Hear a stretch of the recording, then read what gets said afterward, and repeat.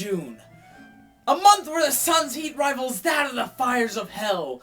Mongrels of every shape and size are released from the public schools, and I attempt to make a series of videos dedicated to a game of my choice. This year, I will be focusing on a game that overtook Final Fantasy X for my favorite video game of all time, Fire Emblem Awakening. Fire Emblem Awakening is a superb grid/turn-based game with an alright story that deals with time travel actually quite well. What is lacking in the story, it makes up for something I haven't seen done quite as thoroughly as in Fire Emblem, called support conversations. You see, in battle, you can take 2 units and have them fight side by side. When they do this, they get a stat boost, they have a chance of blocking attacks that are incoming, and they might even get an extra attack in when they do that. Now, that's what the bonuses are inside of battle. As they fight side by side, there's a more likely chance of that happening. However, outside of battle, there are the support conversations. Now, there are over 500 different support conversations with all sorts of moods, ranging from everything from serious to sad. Most of the time they're funny. However, there are also some that are romantic. That's right, if you pair up a male and a female, unlike most characters who will go up to support conversation level A, they'll go up to support conversation level S. S, of course, standing for marriage. Wait, what? S, of course, standing for spouse. That's right, if you have 2 characters of the opposite sex fight together long enough, they'll profess their love for each other, get hitched, and have a bouncing, beautiful baby. And due to the time-traveling nature of this game, they'll appear somewhere on your map, all grown up, ready to fight, and recruitable to your team. Now, while there are over 240 possible marriages, there are some that feel more canon than others. And while I would never tell anyone how they should definitively marry their characters off, I feel if they were to make a Fire Emblem Awakening anime, which would be totally awesome, by the way, I think these are the 10 conversations that would most certainly happen. So with that, roll the title card!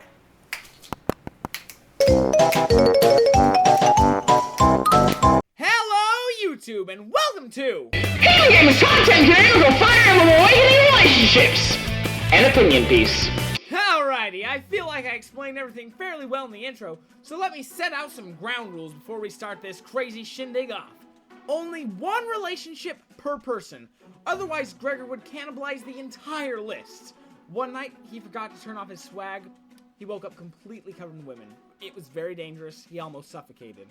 Also, not necessarily a rule, but I'm gonna try and point out the aha moment from each relationship when I realized, oh, this is definitely how it happened. So with that said, let's hop into this!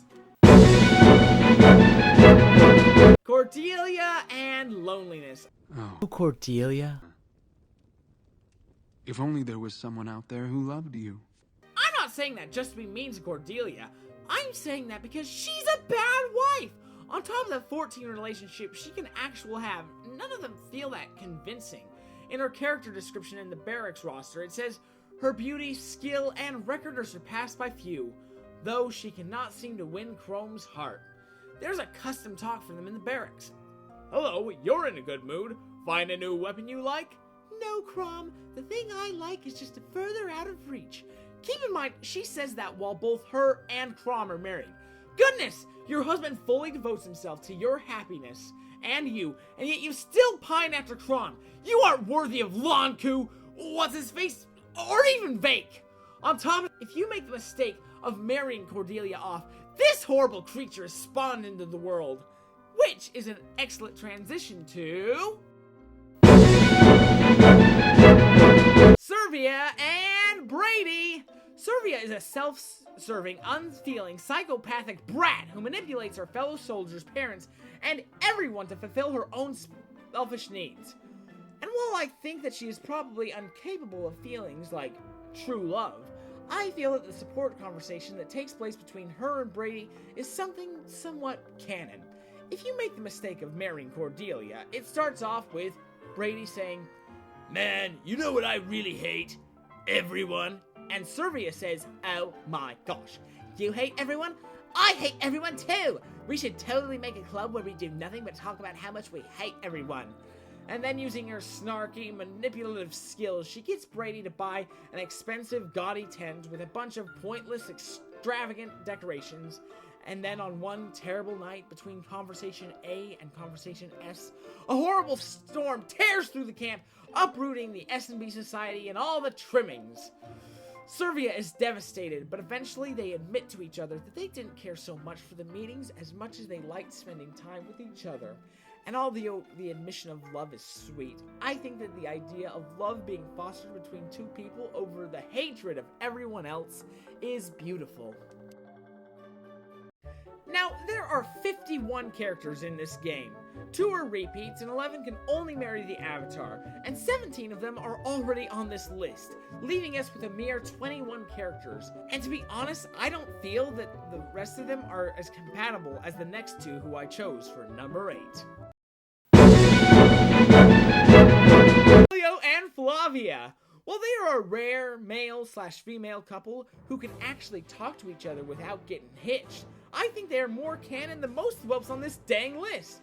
Both story dialogue and the support conversations make them seem like an old married couple. Oh ho! Who is this lovely young woman? Perhaps she's seeking companionship. Is what I was thinking before I recognized it was you, Flavia. Yes, I thought, who was this sad, crusty old man? Perhaps he is lost and confused. Before I recognized the tired buffoonery, it was you, Basilio.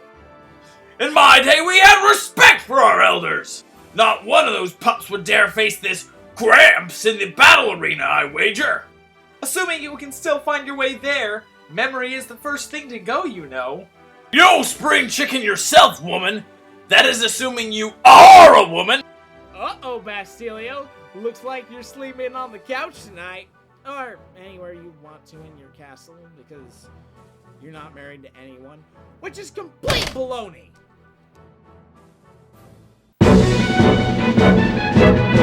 Rickon and Maribel! Alright, I don't really like putting couples together when you meet both characters in the same level, but while making this list, like with so many others, I ran out of ideas around number 7.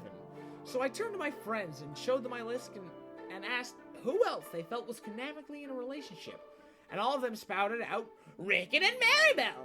So I decided, because of Rickon's reckless bravery in saving Maribel from becoming a severed head of a noble household, he deserves a little smoochity smooch. I mean, their support conversation is fine. His family fell on hard times, and he tries being brave in the face of danger. It shows that they both care deeply for each other, and eventually they decide to get married. Not necessarily my cup of tea, but the ill-advised courage he displayed in the storyline, and his admission of love at first sight, I guess will do for this list, since about 80% of players paired them up anyway.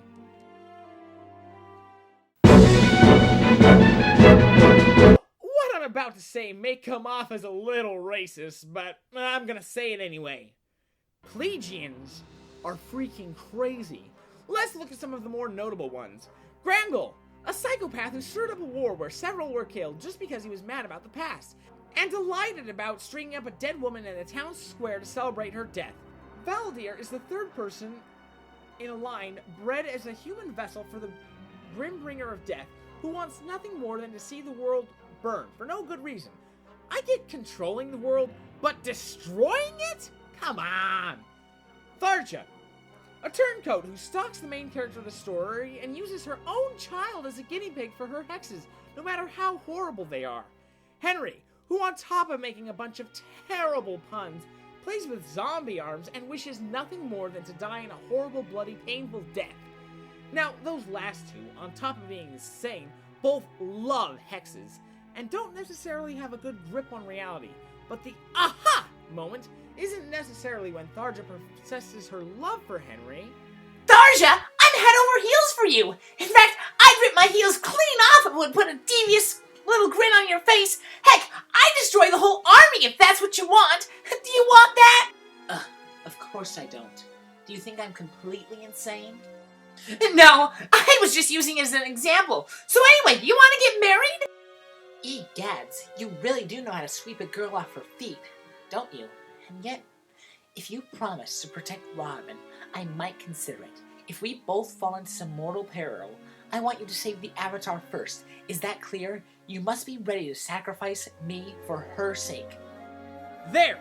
When Tharja says, if you hold the Avatar's life above my own, that canonizes it for me at least.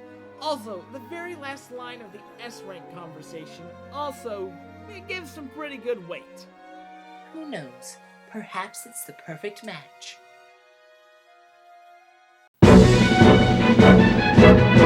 Varian and Solely. Now, I didn't mention that I'm not a fan of pairing two people up if they're introduced in the same chapter, but when the male proposes to the woman within moments of meeting her, and then she shoots down his offer, you just know you have to pair those two up. It's too beauteous not to, especially when Solely does her best to tear down Varian's large ego throughout conversations C through A, and then the ambush proposal in conversation S is something of beauty, hilarity, and just such a perfect start to a marriage, if I do say so myself. This was a test? Rather beneath a lady of your bearing, I must say. I can't get a word in edgewise with you, I play fair. I doubt anyone can with that sharpened tongue of yours. Besides, I needed to know at least one of your weaknesses beforehand. Before what, pray tell? Delving into the character of your future husband before you wed him? Yep. Because frankly, I don't see... What? Hold just a moment. Are you serious? Deathly so. Well, this is an honor to be sure, but I'm not... I haven't prepared myself. Adding prone to ambush to that list of weaknesses. Avatar and Lucena! Now, I am extremely hesitant to tell anyone how they should marry their characters, especially their main. But if there were an anime, I am fairly certain they would put Avatar and Lucena together. Partly because they're main characters, and both of them care about Crom, the future, and each other. But the biggest thing is near the end of the game, and spoilers for anybody who hasn't played the first 2 minutes. The Avatar succumbs to brain control and murders Crom. Lucena, being from the future, needs to avert this and discovers that your character will be responsible. So she attempts to murder you. You can accept or resist her judgment, but Crom breaks you two up before anybody gets hurt. However, the lines switch if you're married to Lucena. For example, if you accept her judgment, he says something to the effect of, "Just promise me you'll find love and be happy," and then she loses her nerve. Also, in the reveal trailer for Super Smash Bros. U of Lucina and Robin being playable characters, when he saves Lucina from getting Falcon punched right in the face, and if you listen to his vocal inflections while he is explaining things to Lucina, it's very apparent that they are very close. Likewise, I think this is a good place for an honorable mention of the female Avatar in Crom, because they're main characters, and because the cutscene is altered again for the speech with Lucina and her mother. Also, Crom's B-rank conversation with Lucina.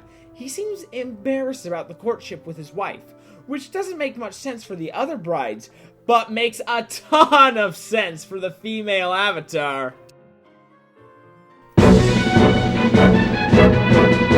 Frederick and Lisa. For this relationship, I can point at the game's official box art. Just look at the way Frederick throws himself in front of Lisa to protect her. Naturally, he would do this for any of the members of the Elysian household, but the official art has him doing it for Lisa. A knight who cares deeply for her and the young lord's well-being. In their support conversation, he trains her to be physically fit, and she trains him to slack off, but the most evident piece for their relationship is... Then I suppose it was a waste of time drafting 12 different ways of telling you. You always did know me so well. It seems like I trained you well, too. I'm so proud of you for wasting so much time. And of course, I know you well, Frederick. How could I not? You were my first crush.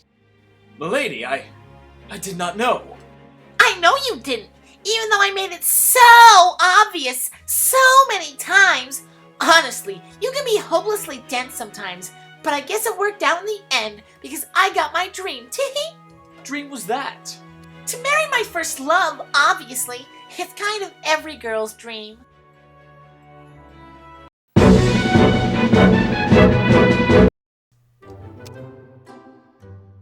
Owain and Cynthia. Oh, if I didn't have some good evidence from number 1.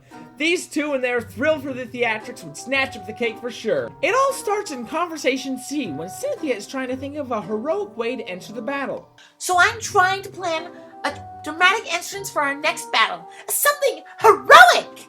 If you're going to be a hero, there's only one real option. Wait until your friends are on the brink of defeat, and then show up and smite the enemy. There's nothing more heroic than a big comeback. What? That's terrible! I can't do that! Why not? A hero always shows up at the last minute. It's in the job description. No, it's not! A real hero is there the whole time, tirelessly defending her allies. No, I'm pretty sure a hero has to show up and save everyone at the end. Huh, weird. We always agreed on this kind of stuff before. Maybe that's just what happens when you grow up. And then in B, the matter is pushed further as Owain delves further into his fanatical fantasy. Oh, it's still a risk. I think I'd rather just be there from the beginning. Yeah. But you know what? Even if the worst does happen, it can still be heroic. I'd slowly walk up to the crumpled body of my comrade. I'd stoop low and gently brush their bloody, matted hair from their face. And I'd say, Yes, yes? "By the gods, I shall avenge you!" And then, clutching their lifeless form tight, I'd burst into flames! You'd what? I would become death incarnate! Friend and foe alike would fall before my rampage! Driven mad by grief, I'm an unstoppable engine of blood and destruction! Oh, jeez, Owain, have you gone completely batty? And a hero should protect people, not go on crazy rampages! It even bleeds over to Conversation A.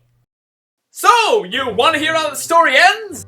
Oh, you mean the one where you go crazy and kill everyone? I'm not sure I want to hear how that one ends, honestly. It's not going crazy! It's me entering Avenger mode! Anyway, I continue to be racked with the guilt of my rage over my actions. I fall into Avenger mode again and again, always regretting it but powerless to resist. The stench of blood never leaves my crimson-stained hands. No, I've been meaning to tell you, there's nothing heroic about this story. But then a heroine appears to stop my tortured onslaught. It's Cynthia! Cue the Harmon bells. Whoa, hey, I don't want any part in this. But fair Cynthia will stop at nothing to end my mad reign of terror. And she does. Though she pays the ultimate price. Wait, I die? And that is the origin of Owain Dark, Avenging Avenger of Justice. Oh, wait a second, go back to the part where you kill me. Sorry, Cynthia, I got carried away by my own awesomeness. But man, I should write novels, you know, once the war is over. Just make sure I stay alive long enough to read them, alright? Finally, in S, they decide to team up together and live legendary lives to rival their parents. Do you want to be together, Cynthia? Huh? But we're already together. Oh, you mean together? Well, yeah, I mean, I like you more than anyone I know, and I think I always have. No, Owain. I never thought about it quite like that. It would never be boring, that's for sure. So, is that a yes? Yeah, let's do it.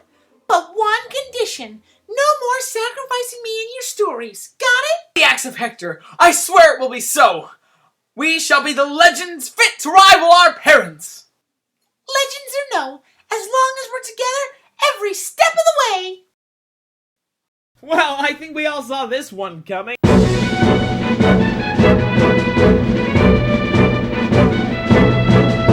Walhart and Priam as gay lovers.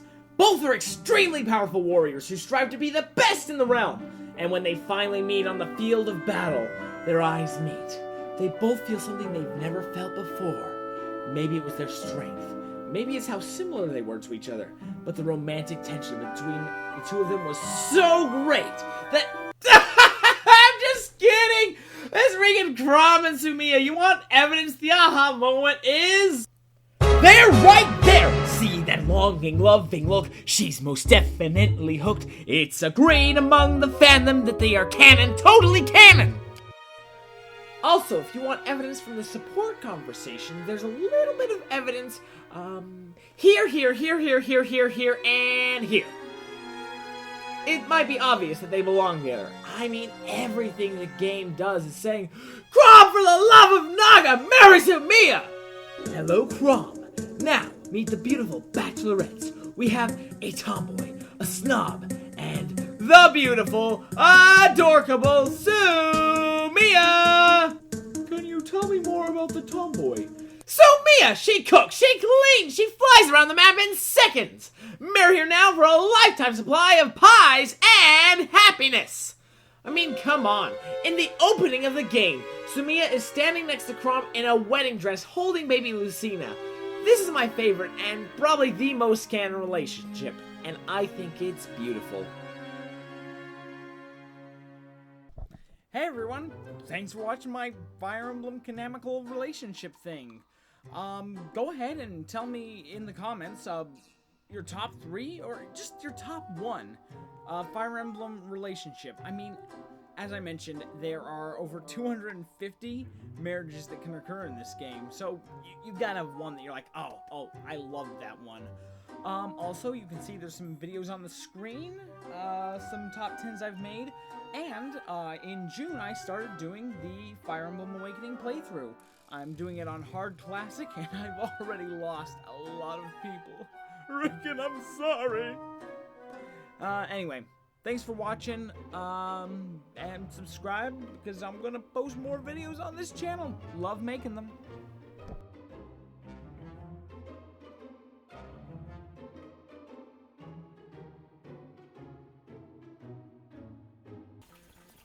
In my canon, Cynthia and Owain are kissing cousins.